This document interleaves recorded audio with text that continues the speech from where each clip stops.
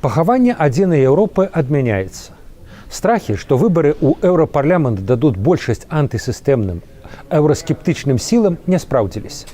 Так, гэтыя сілы мелі поспех, палепшылі свае паказнікі, але не нашмат.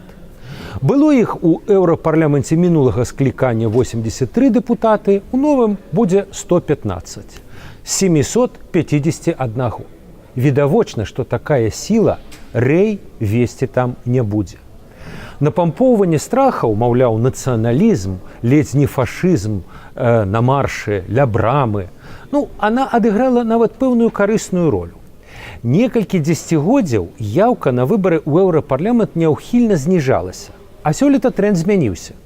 Да выбарчых скрыняў прыйшло больш за палову выбаршчыкаў, што апошні раз было толькі ў 1994 годзе.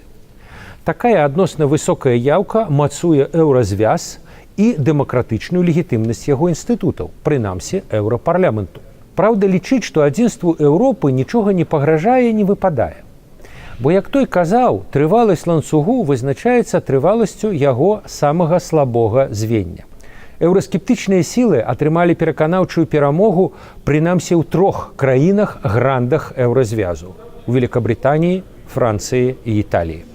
Великабрытанія ў сувязі з Брэксітам гэта ў перспектыве вогуле, як той казаў, адрэзаны ломаць.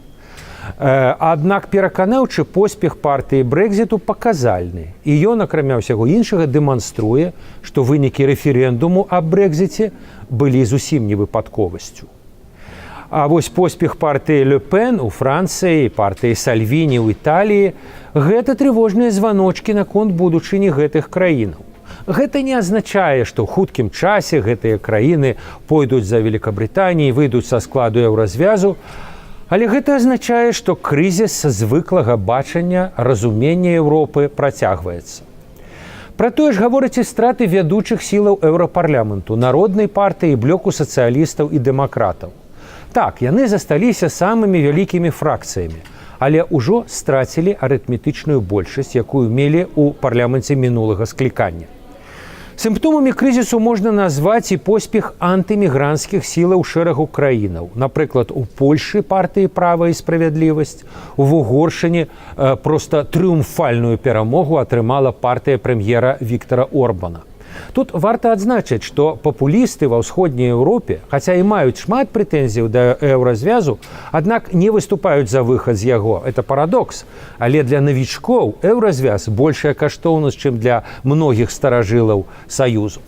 Яшчэ адна асаблівасць гэтых выбараў у еўрапарламенце, дакладней дзве, гэта поспех зялёных і поспех блоку лібералаў і дэмакратаў.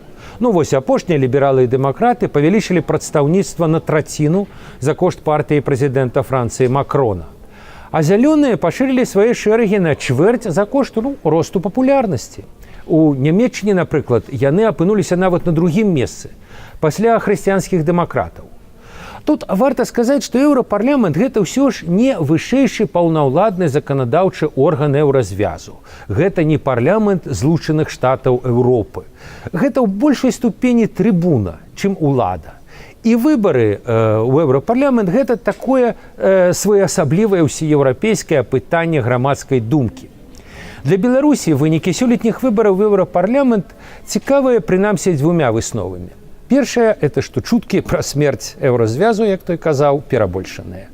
І другая, што Еўропа мяняецца. Магчыма, надыходзіць час мяняцца і Беларусі таксама.